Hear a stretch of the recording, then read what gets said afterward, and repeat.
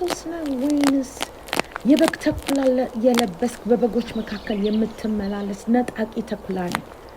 በአገልጋዮች ላይ እጅህን ታነሳለህ፣ ታስታቸዋለህ እየደወልክ።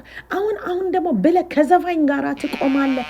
አንተ እኮ በቅዱሳን ስም የምትሸቅጥ ቲፒኤልኤፍ ነህ።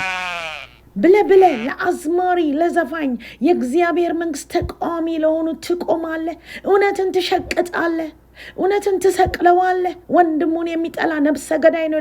አንተ እኮ ነብሰ ገዳይ ነህ። የክርስቶስ ተቃዋሚ ሰው ነህ እኮ። በበጎች መካከል የምትመላለስ ተኩላ ነጣቂ ነህ እኮ አንተ። የእግዚአብሔር ሰው እንዳንተ አይነቱ እኮ ለሀገሩ ምንም ያደረገ ነገር የለም ከማውራት በስተቀር። በዚህ ዘመን ከሆነው አንዱ ነገር የሰዎች ሁሉ ጭንብል ነው የተገለጠው። ከክርስቶስ ወገንና ከክርስቶስ ወገን ያልሆኑት ሁሉ ተለይቷል። አንተ የክርስቶስ ወገን አይደለም። ዝም በል።